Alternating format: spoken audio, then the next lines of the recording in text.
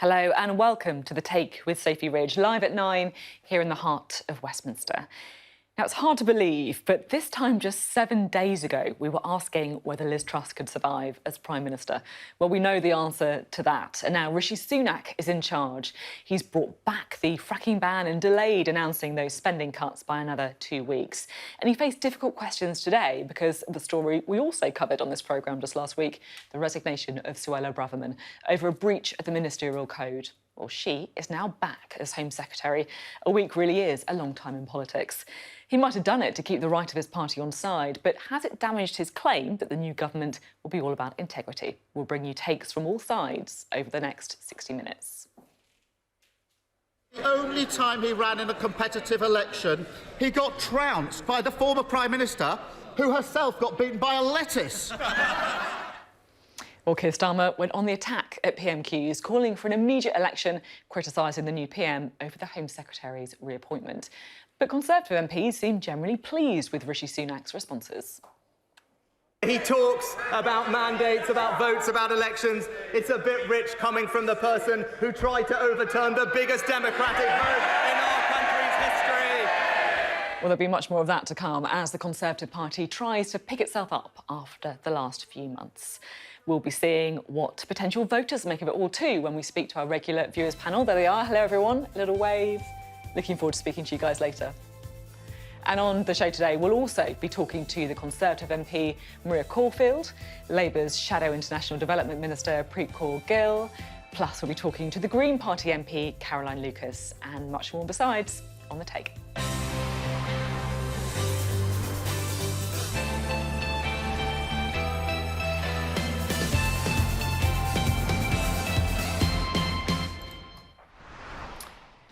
Good evening. Well, Rishi Sunak faced his very first PMQs earlier, and there were some tough questions on the reappointment of Suella Braverman from Keir Starmer.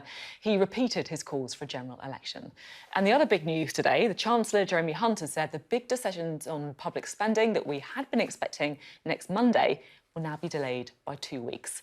Does that mean the Chancellor believes the markets are, in fact, giving the new government a little bit of breathing space? Well, let's find out. We can crack straight on. We're going to start, as usual, with the best bits of the week so far. It looks like Penny Mordaunt has dropped out. We have received one valid nomination. Rishi Sunak is therefore elected as leader of the Conservative Party. The outgoing Prime Minister Liz Truss will make a short farewell speech here outside Downing Street. It's not because things are difficult that we do not dare. It's because we do not dare that they are difficult. The first glimpse of Rishi Sunak as Prime Minister. Some mistakes were made, and I have been elected as leader of my party and your Prime Minister, in part, to fix them.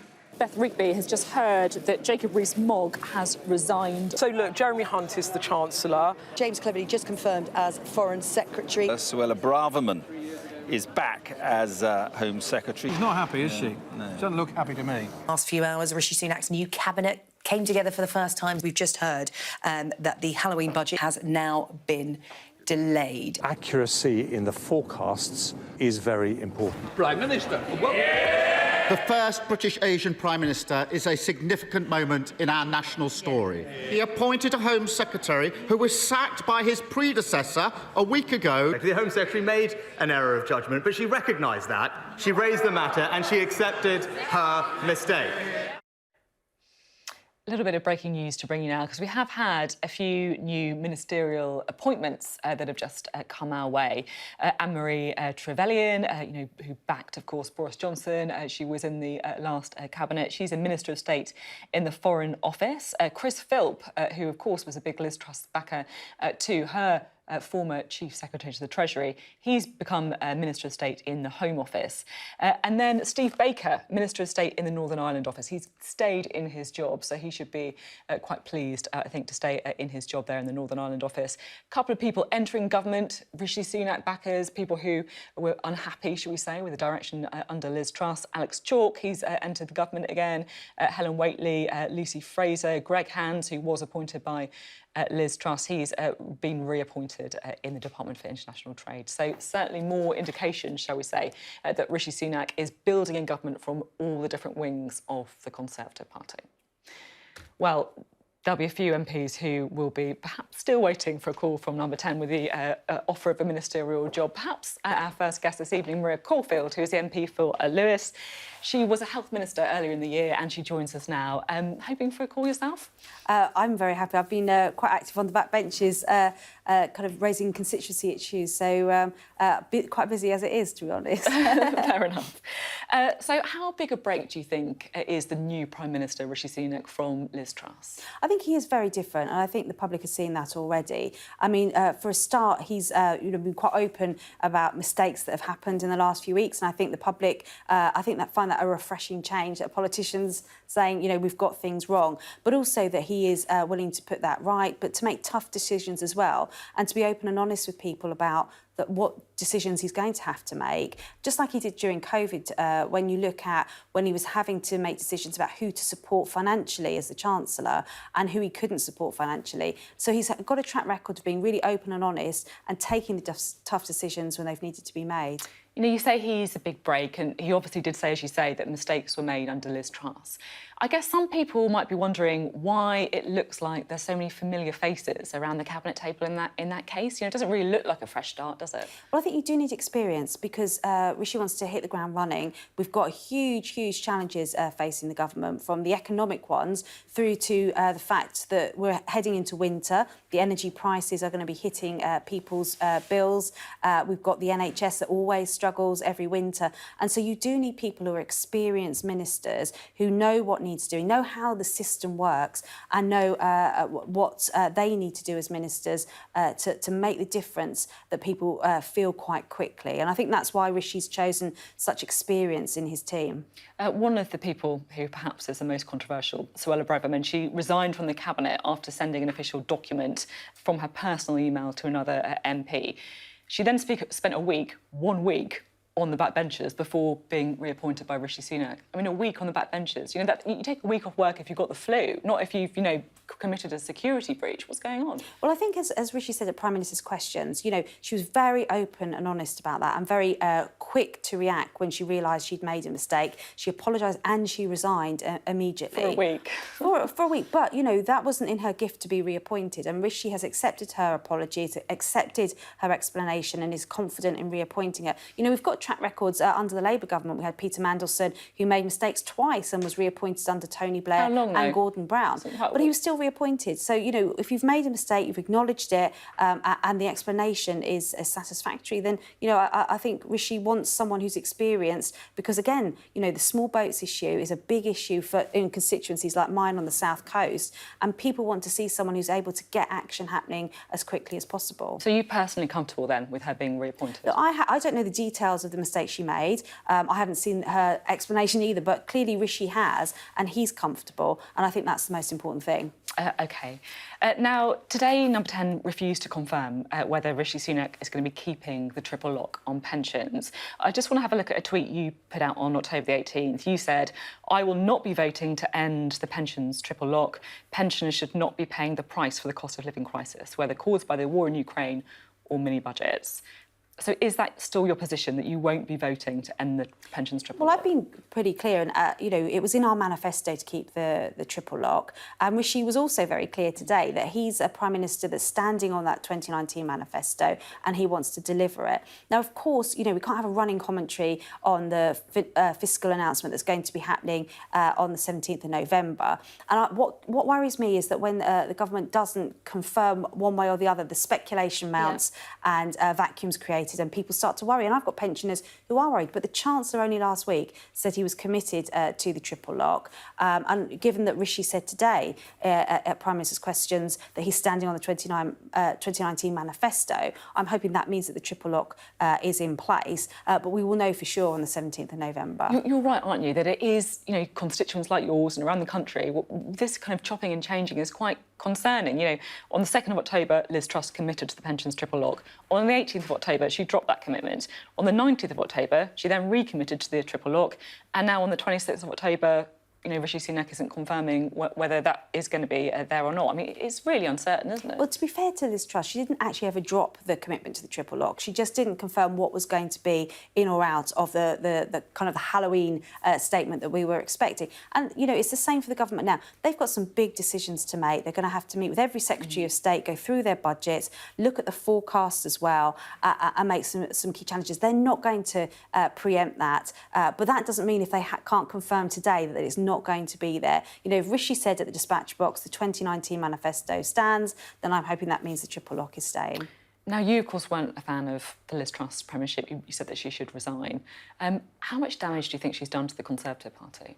Well, I think Liz went in with the best of intentions. I supported Rishi with his initial campaign, and he did warn that some of the decisions, while we all want to see lower taxes for people, that if you're having to borrow to do that, or you're not able to explain where that funding is coming from to support that, it will spook the markets. And that unfortunately, I don't want to be right. I'm sure Rishi didn't want to be right either, but that's unfortunately what happened. And I'm less worried about what it's done to the Conservative Party. I'm more worried about what it's done to the country as a whole. What has it done then? Well, I know from constituents who are either renting or have mortgages, and that's, their main concern is about interest rates going up, how they'll pay those monthly increases, and the significant energy price support package that was put in that will be saving people thousands of pounds a year from energy bills that could have gone up to £3,000, £4,000, £5,000 was dwarfed by some of the fears around mortgage interest rates. Some of the interest rates are now coming back down because the market has confidence in Rishi and Jeremy Hunt as the Chancellor. But I think the fear that it's putting to people, I think, that will take a while to, as Rishi said, to regain that trust. I mean, your seat isn't the safest. It never has been, no. you do face a bit of a challenge there, particularly from the Lib Dems. How worried are you? Well, I was never predicted to win my seat in 2015. I overturned an 8,000 majority. I was expected to lose it in 2017. In 2019, it was a Remain seat. I, voted for Brexit. And of course, seats like mine are always going to be predicted. But actually, I think what people are saying to me on the doorstep is that they just want some stability. They just want a government that will get on with the job and will deal with their fears, whether that's mortgage rates or whether that's just paying the bills or putting food on the table. They want the government just to get on with the job now, and politicians to stop bickering and start working. OK, thank you very much. Good to see you on the show, Maria Caulfield there. Well, Keir Starmer says that Rishi Sunak has no mandate from the people and should call a general election. He also criticised the new PM in the Commons earlier for the reappointment of Suella Braverman, as we've been discussing. Well, Labour's Shadow International Development Minister Preet Kaur Gill joins us now live. Great to have you on the programme today. So do you think that Rishi Sunak will be a better Prime Minister than Liz Truss? Well, look, I thought Rishi had the opportunity to come to the PMQs and really sort of show that there's a break from the past. I mean, that is very difficult because, of course, he was the Chancellor there. But I think what was surprising was the kind of Johnson digs that he resorted to. And that was quite cheap, I think, because here was an opportunity for him to answer some questions and to put some of those, fears, especially around the appointment of Suella Braverman. We know that this was a grubby deal, as Keir called it, to get the right wing of the party on side. But I think what's really concerning is, did he override the decision, and the concerns raised with him by Simon Case, for example? And given that this is national security, surely Rishi should be putting the country first and not his party. And what he's actually shown is nothing has really changed. Just changing, some of the seats at the top doesn't mean to say we've broken away and actually they've learned any lessons and understood where the British public are. So I think it's really quite concerning at these early sort of days. Rishi Sunak, I guess, would say that, look, Suella Braverman made an error of judgment. She recognised it. She accepted her mistake. It's the policies that matter. Do you think he's got a point? No, I don't, because, like I said, this is about national security. Being the Home Secretary, you will have sensitive information. And the very fact that she breached the ministerial code, it's absolutely right that our Shadow Home Secretary, Vet Cooper, is calling for an investigation. We do need to know what information she did share, how sensitive the nature of that information is. This is really important. We need somebody in this role that understands that national security cannot be compromised at any, at any point. And I don't think that this shows any confidence even in the Prime Minister at the choice of his Home Secretary. And the very fact that actually he stood there making his speech saying that he was going to have integrity and professionalism in the way he conducts himself. And then what did we see 5 hours later? He appoints Suella Braverman. I don't think that gives any of us any confidence. Another appointment that he did make is Andrew Mitchell. You, of course, with your international development hat on, he's the new Minister for International Development. Now, he is someone who has consistently talked about the importance of funding for aid. You know, he backed the commitment to spend 0.7% of GDP on aid. Are you glad to see him in post? I really welcome Andrew Mitchell coming into the post. I think it's really important that the merger has been absolutely catastrophic. It's been catastrophic for the Foreign Office. It's been catastrophic for the development, expertise that we had in terms of DFID. And most importantly, though, it's our reputation that has been tatters.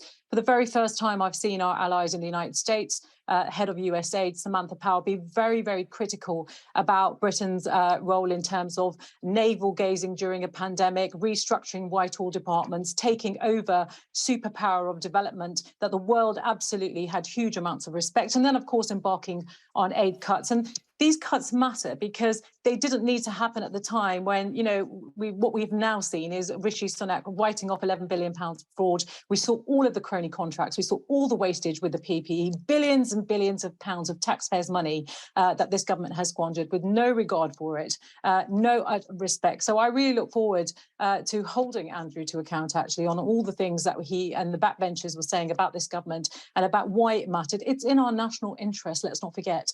People understood during the pandemic that local health was global health, and the solidarity that the British public has seen is something that this government just does not understand. So yes, I welcome this appointment. I look forward to working with Andrew and, of course, holding him to account as well. Now, Rishi Sunak, of course, the first British Asian Prime Minister. I just want to look now at a tweet that was deleted by Nadia Whittome, who's the Labour MP. This tweet says, Rishi Sunak as Prime Minister isn't a win for Asian representation. He is a multimillionaire who, as Chancellor, cut taxes on bank profits while overseeing the biggest drop in living standards since 1956. Black, white or Asian, if you work for a living, he is not on your side. Do you know if it's true that Keir Starmer asked her to delete the tweet? Do you know if that's right? Well, firstly, can I just say I don't agree with Nadia, and I think it's absolutely right that she deleted that tweet. This is a really significant and historical moment for our country. The fact that we have Rishi, who comes from an Indian heritage, but of course his family, his parents were born in East Africa. It just shows to the many, many millions of children in this country growing up that actually, if you dream big and you follow your aspirations, then yes, there is the opportunity for you to become Prime Minister of this country. So I think it's really significant. But we will judge Rishi on his past actions and his future actions as Prime Minister, and that is what we will hold to account. But I have to say, I'm pleased that Nadia, withdrew those comments and understood that actually it was not appropriate, does not reflect the Labour Party in any shape or form, and certainly wasn't my views or Keir's. Is it disappointing to you that the Conservatives have had the first female and the first non-white Prime Minister? Well, look, I mean, I think it's they've been in power for a very long time. Of course, we've been in opposition. We've been in a very difficult place in the sort of last 5 years. And I think what Keir has done, and he should be given credit for, is actually really turn the party around. So it's forward-facing, outward-looking, and it's building the confidence within the country, giving us a hearing. And I think that was the absolute right thing to do. And I don't think sometimes he's given enough credit to where he's actually shifted us. So I think, sometimes it's about situational. It's about where the party's at. How do we move forward? And Keir was the right person at the right time to take us there. But let's not forget, our front bench is filled with fantastic, brilliant women. We've got Yvette Cooper, Rachel Reeves. There's some fantastic women leading on our front bench. So I think, yes, we absolutely have got to make sure we, appoint a woman as leader in the future. I have no doubt that there is some fantastic women, lots of talent that would want to do that. But I think at this moment and this juncture for the Labour Party, Keir is the absolute right leader, and he is the person that needs to be our next Prime Minister, and that's why we need a general election. OK. Knew you were going to squeeze in the general election call at some point during the interview. Thank you very much for being on the programme tonight. Thank you. Thanks so much. Well, let's try and work out, shall we, what we've learned so far. We're joined, as usual, on the show by Deputy Political Editor Sam Coates. Sam, before the programme, we were having a chat, weren't we, about, what is the big story today? And it feels like the news cycle has been so mad, frankly. That there's always been a clear story. But do you think there's been a bit of a shift somehow? That's right, because we didn't know the answer to that question. I went over to the Houses of Parliament for the last couple of hours just to take the temperature. And there's just a sort of great feeling of MPs exhaling. I mean, it's been pandemonium for the last, well, really since everybody got back in early September. And I think that tells you quite a lot about what they feel like, where particularly Tories feel that they've reached today. They feel like the madness of the Truss era, brief 49-day era, is at an end, and they've replaced it with somebody who exudes calmness and competence, but also somebody who did what they weren't sure he could do, which is to basically carry, or at least sort of perform to their satisfaction in Prime Minister's questions. And I think showing that he had a bit more zing about him, I think, has been a great relief for Tory MPs. And there's something else that's quite interesting that's going on tonight, Sophie, which is that those that weren't hanging around to see if the phone rang, to see if they get back into the new government, are actually on their way home because there's no real important business tomorrow. And next week, key bills like the online harms bill and the strike bill, both of which quite contentious, have actually been delayed, probably not scrapped, but probably just kicked off into the distance. And the thing is, I think you're going to see a bit of this. During the late Cameron and early Theresa May years, when there was difficulties afoot, then actually the business managers, the chief whip of the time, would empty out the Commons, would send MPs home, would ensure that there wasn't much business. And the architect of that was Gavin Williamson, an individual now back in government. And I think we're going to see far more days with the Commons slightly less busy than it otherwise would have been, because the biggest danger to Rishi Sunak is his own party. So why bring them to Westminster? Are you looking forward to quite a time, or are you someone who wants to be busy all the time? Never, and don't worry, lots of challenges ahead, not least the mini-budget in about 3 weeks' time. So we will be busy, good news. Sam, thanks very much. You are watching The Take. We're live here in Westminster for you. Up next, we'll be talking to Caroline Lucas about the new Prime Minister's decision to reinstate the ban on fracking.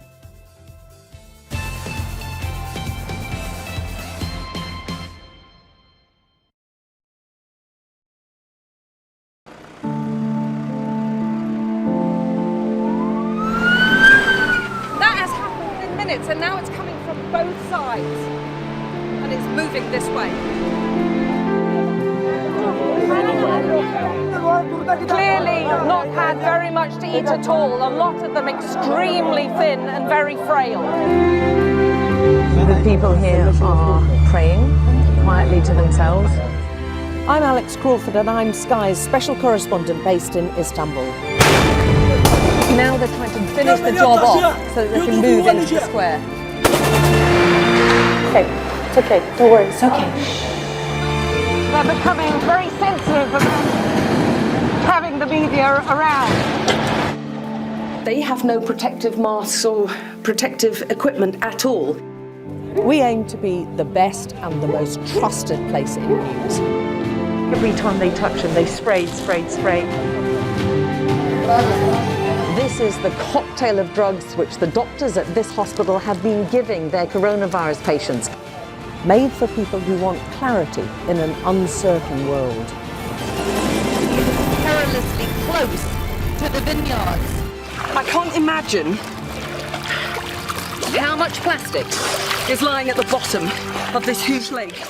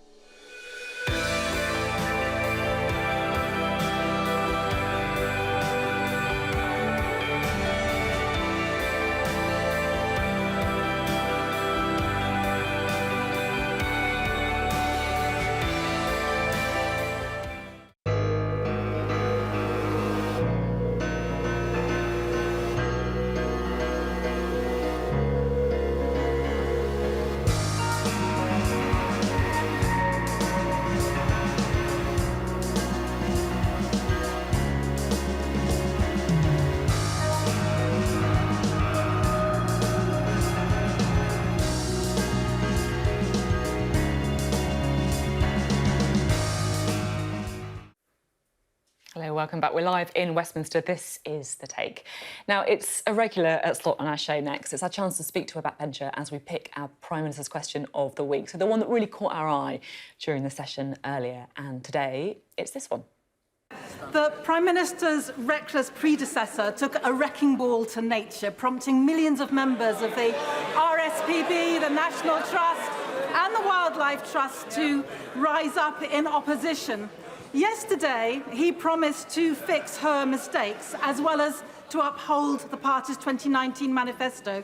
So if he is a man of his word, will he start by reversing the green light she gave to fracking, since it's categorically not been shown to be safe, and instead maintain the moratorium that was pledged in that very manifesto that he has promised to uphold?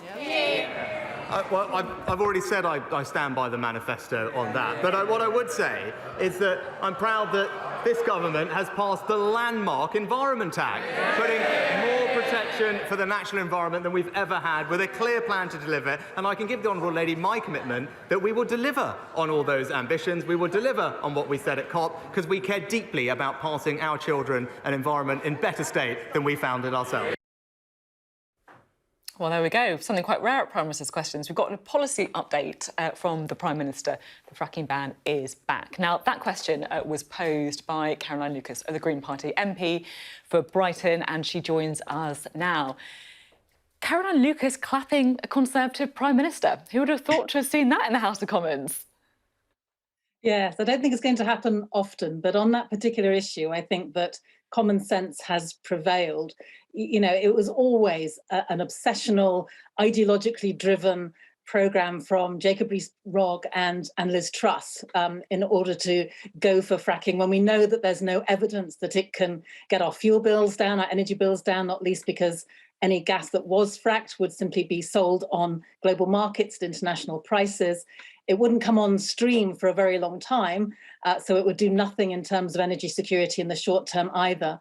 And of course, it's also linked to driving the climate emergency, not least because the methane emissions that are linked to fracked gas mean that actually fracked gas is worse for the environment than natural gas. So the planet can't handle it, people don't want it, and I'm glad that Rishi Sunak saw that today.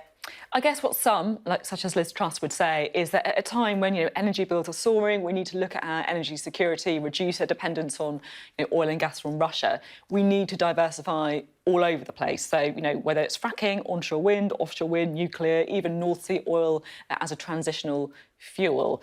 Do you think they've got a point? I don't think they've got a point if they think that fracked gas is somehow going to help us address that immediate energy crisis. I mean, you're quite right. We do need to diversify supply. And we also need to put energy efficiency right at the top of the agenda. And I think one of the frustrating things is that the government and successive Tory governments over the past 12 years have totally failed to put in place the most obvious thing, which is the local authority-led street-by-street home insulation programme, which could really protect people this winter and make sure that they're not using their scarce resources to be heating the outside instead of heating their homes. The thing about fracking is that it's not going to get you the gas anytime soon. So even after 3 years, you might be looking at about 1% that you might be displacing through your domestic gas rather than imported gas. And I come back to the point that even as Kwasi Kwarteng himself said when he was the business and energy minister, there is no guarantee that gas fracked in the UK will be sold in the UK. As Kwarteng said, energy companies aren't charities. They are going to sell it to the highest bidder. And that's not necessarily someone in the UK. So it doesn't help our energy security and it does drive greater climate change. I'm interested to get your thoughts on another, green issue, if you like, that's hit the headlines recently. The Just Stop Oil protesters. They had that, of course, very well-covered protest where they threw tomato soup over Van Gogh's sunflowers paintings at the National Gallery. What was your reaction to that? Do you think that it's legitimate because it got their point raised, or did you look at it and think, actually, that doesn't really sit well with me? Well, the first thing I would say is the right to peaceful protest is under massive attack from this government.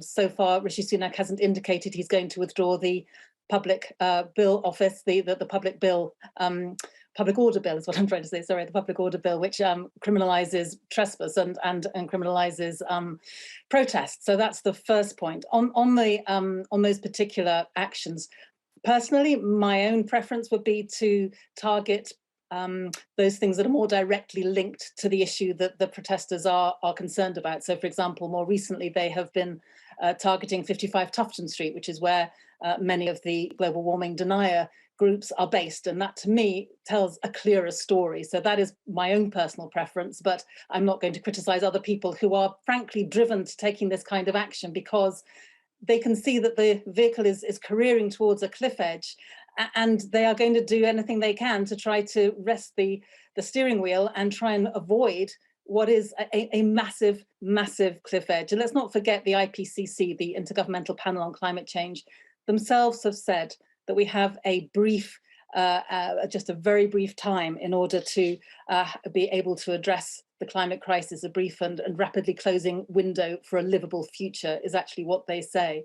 And I think given that context, then we need to get a bit of proportion and make sure that we're protecting nature itself as well as the pictures of it. Given your clear concerns and your long-standing concerns about the environment, what do you think a Rishi Sunak premiership is going to mean for the green agenda? Well, I am worried, notwithstanding the fact that he did the right thing today on fracking. I mean, we've given no indication that he will reverse, for example, the plans to rip up 570 pieces of EU-derived environmental legislation. This was a bill that was being debated in the Commons yesterday. And if it goes ahead, it means there's an artificial cliff edge, a sunset clause that means that by the end of next year, if we haven't transposed more of that legislation and put it into UK law more firmly, then it will just simply drop. And the legislation we're talking about is the legislation to try to keep our beaches cleaner. It's a legislation to try and keep our rivers clean. This really matters. And the idea that you would simply ensure that DEFRA, you would ask DEFRA, the Department for the Environment, to somehow go through 570 pieces of legislation in just over a year seems to me to be bizarre, and we know there simply isn't the capacity in that department to do it. So when it comes to nature, I'm worried. When it comes to yet more oil and gas from the North Sea, I'm worried. So he's going to have to do an awful lot, I think, to be able to win back the support of, for example, the members of the National Trust or the RSPB who just in recent weeks have been threatening to rise up in the streets because they are so concerned about what the Conservative government has been doing. OK, Caroline Lucas, always good to talk. Good to have you on the programme. Thank you. Caroline Lucas there. You're watching The Take. We're live, as always, on a Wednesday night in Westminster. Up next, we are going to have a closer look at Rishi Sunak's very first Prime Minister's Questions.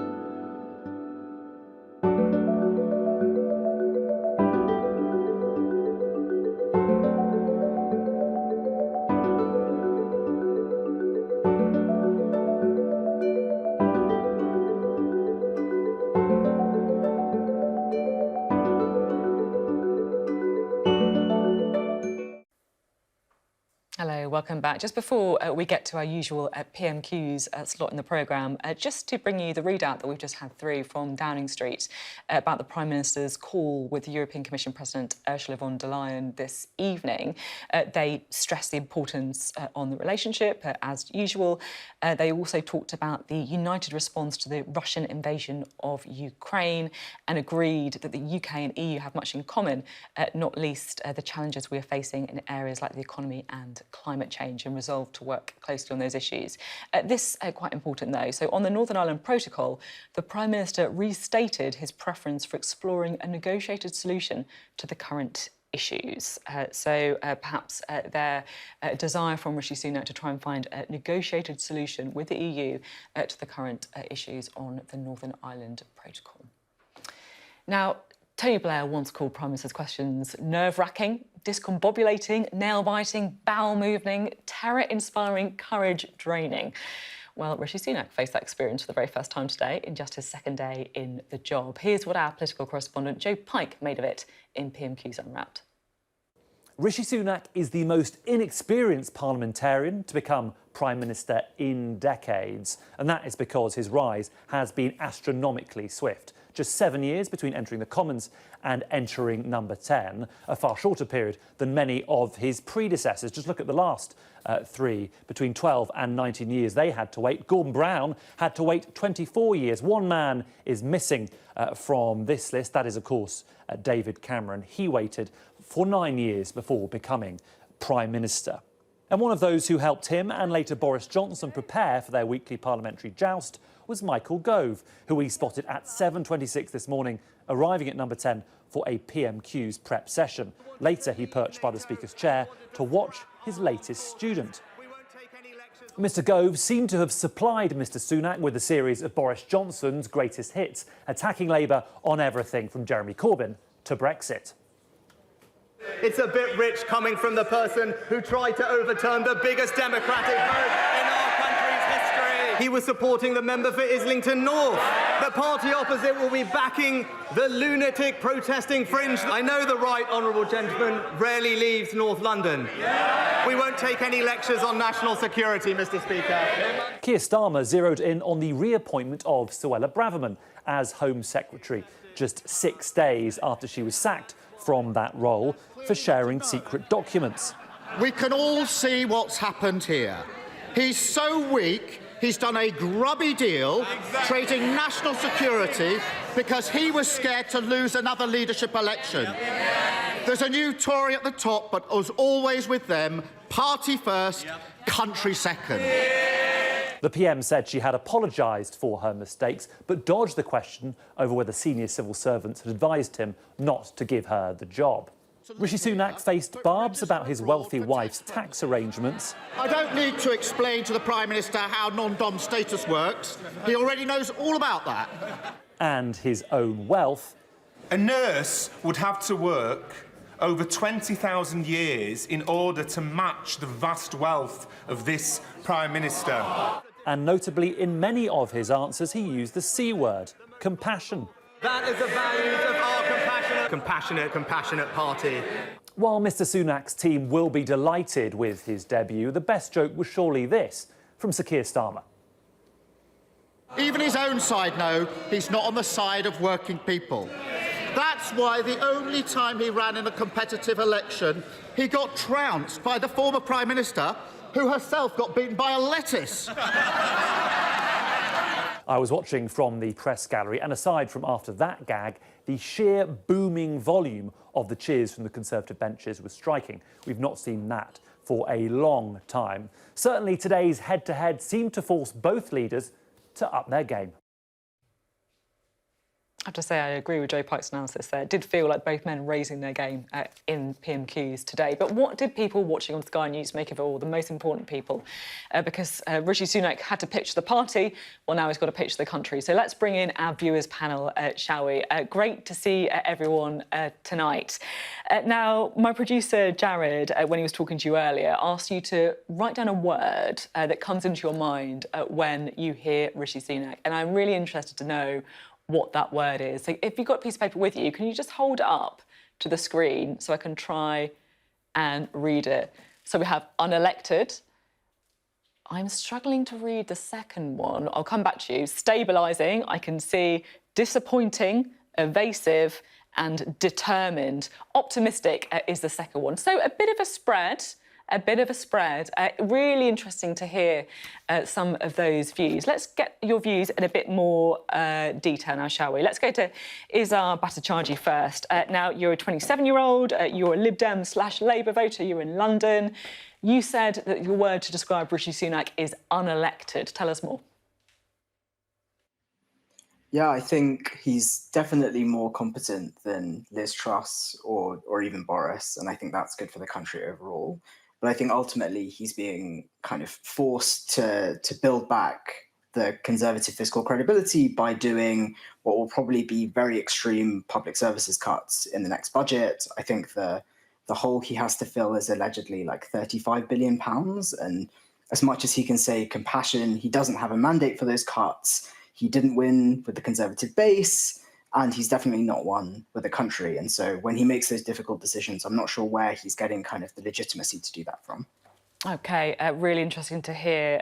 So a bit of a kind of, I guess, a different view, a balanced view, more competent but worried about the cuts to come. Right, let's bring in Aroika St John Mildmay, shall we? You describe yourself as a centre-left voter. You're talking to us from Norfolk. Talk to us about the new Prime Minister. What do you make of him? Well, I thought this recent nomination process was the diversity quest too far for the Tory grassroots population. And that's why Liz Truss came in, and that's time wasted for the Tory party. If now we're here, I think if Rishi's going to be genuinely compassionate and fair, that word was bandied around a lot, then great. But the Tory party's been very, very ruthless on the British population, brutal, in fact. And it's beginning to feel a lot like serfdom.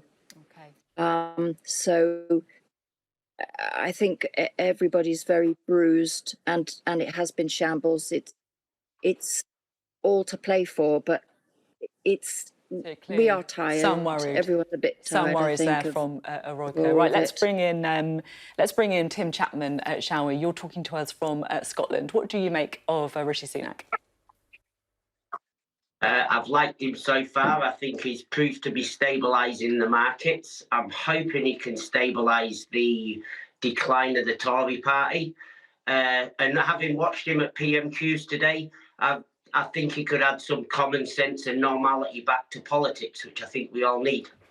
Right, so positive view there from you, Tim. Let's bring in Lisa. Lisa Goddard, you're a regular on the programme. We know you're a Labour voter. You've been pretty disappointed with some of the Conservatives so far, and you said you're disappointed with Rishi Sunak too. I have a great love and respect for Hinduism and the Hindu community. And I had a lot of hope yesterday when I saw Rishi on the steps. But then when he announced his cabinet and when I've seen him in Parliament, PMQs today, it was just like a rerun of Boris Johnson. It was like pull out all the old things that we say that get the backbenchers to shout and cheer. And it was just, I was very disappointed, just disappointed. Disappointed from Lisa. Right, let's bring in Mike Munro, shall we? You say you're a swing voter, perhaps tending more towards the right. You're talking to us from Hampshire. Now, I was interested to hear that you used to live in Rishi Sunak's constituency, so you've had a little bit of a correspondence with him. Tell us more. Yes, I used to write to him regularly. But what I found, the reason I used the word evasive, today I found him evasive on the Braverman issue, and on the issue of the video that he did, where he boasted about moving funds from deprived areas to rich areas. Didn't answer the question. And my experience of him was, I queried the thing about 20,000 police, saying, hey, what you seem to forget is you laid off, the Tories governments laid off 20,000 police and a lot of police administration that supports the police. And you're talking about, oh, this great thing where we're going to recruit 20,000 police. Well, how much did it cost to lay people off and then to recruit new people? You've just wasted a whole load of money for what?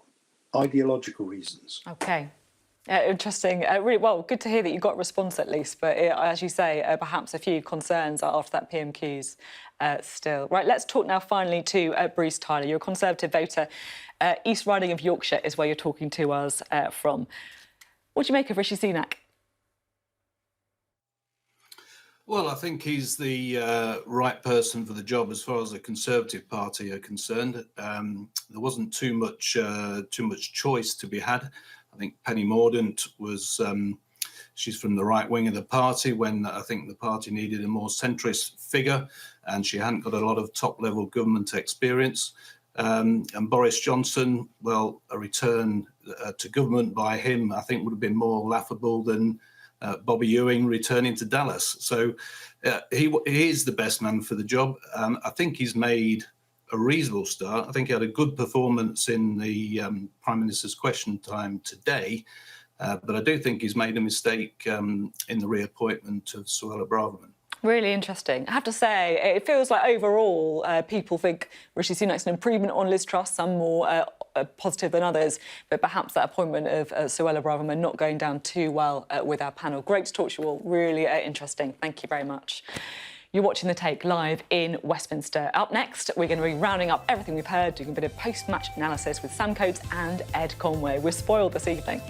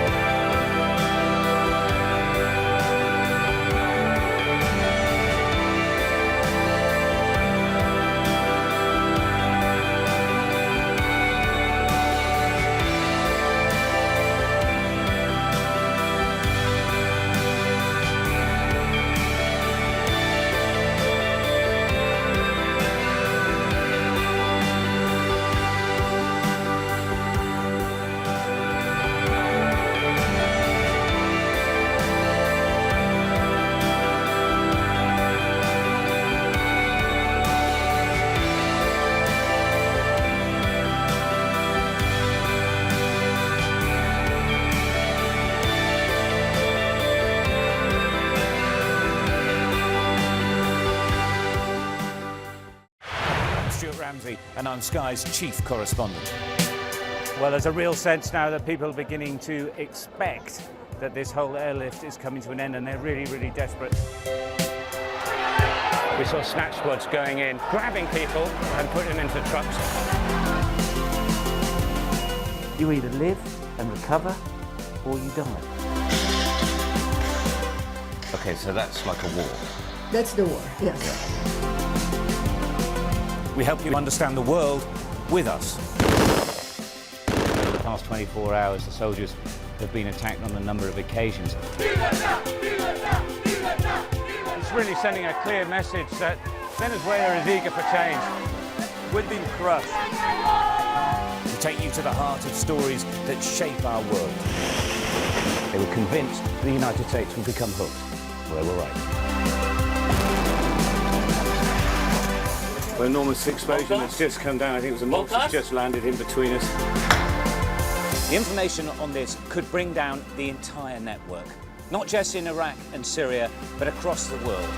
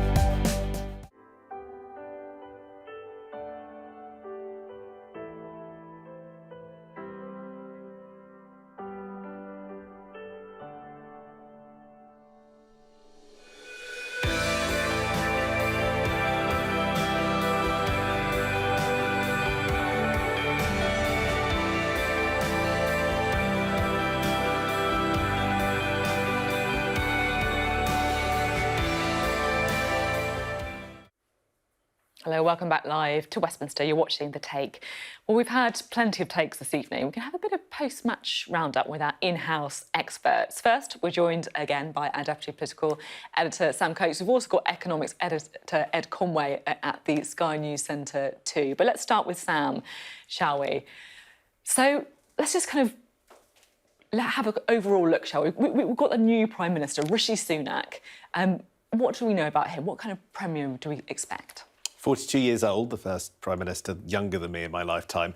The first British Asian Prime Minister, the first Hindu active faith. There you see him popping into a Downing Street Hindu reception to celebrate Diwali. And I think that has resonated not just here in the UK, but around the world and cross-party, as your and interviews... our panel as well, we heard, yeah. Absolutely. It is an important moment, I think, for lots of people. As people come to terms with yet another Prime Minister, somebody that they really didn't know a huge amount about, apart from during the pandemic. And Rishi Sunak, of course, came in all of a sudden, replacing Sajid Javid as Prime Minister back in the early days of Boris Johnson, and was there taking us through the pandemic, author of the furlough scheme, which will be the thing that he's most recognised for. But, of course, as a politician, it was a very rapid ascent, and he comes from a business background, some wondering just how in touch he is. Fabulous photos from back in March. Now, he just put up, in whatever fiscal event, mini-budget that day, he just knocked 5p off the price of a pint of fuel. And here he is, filling up a car. But as we later learned, this is somebody else's car, because he'd gone to a New Cross petrol station. But then, even worse, if we look at the next slide, we can see how he tried to use his contactless card with a barcode scanner and then announced that he didn't really know how to use contactless. And that was just before the leadership contest, prompting some to wonder quite how in touch he is. Rishi Sunak really has forged his reputation as somebody who gives away a huge amount of money, tens of billions of pounds to the public. The challenge now, in a matter of weeks, is whether he can start cutting and remain popular. Yeah, that really is the challenge. Great photos. Thanks very much, Sam. Always good to talk. Right, let's talk now, shall we, to our economics editor, Ed Conway, because really so much of Rishi Sunak's premiership is going to be defined by the economy in the long term, and in the short term, what the markets are doing. What are the early signs, Ed? Well, it's actually worth just saying, you know, we've just had this news that they're going to be delaying this medium-term fiscal plan, as it was going to be called. It's not going to come next week, it's going to come a few weeks later. That's really interesting because it's a function of what's been going on recently in financial markets. And remember, we're going to be talking a lot about black holes in the next few weeks. Part of this is the size of the black hole is defined by just what's going on in markets at any given time. And because markets, in particular government debt markets, were going haywire recently, the interest rates were really high, that meant that the size of that black hole was looking really, really big. And part of the reason, this is the interesting thing, part of the reason it's been delayed isn't just so it gives them a bit more time, isn't just so they can actually look as if they're not necessarily in emergency mode anymore. It's also because it saves them potential room. It means they don't have to do as much cutting as they might otherwise have had to do because the black hole might not be so big. And that's all because markets are going to be a bit calmer, or at least look like they're a bit calmer at the moment, and they can then bake that into the future forecasts. So that's consequential for all of us. It really matters, and we'll hear more about it in the next few weeks. Thanks so much. Always good to get your take, Ed. Thanks for squeezing us in. That is it for this week on The Take. We'll be back next week and every week, Wednesday at 9 p.m. Thanks very much for watching.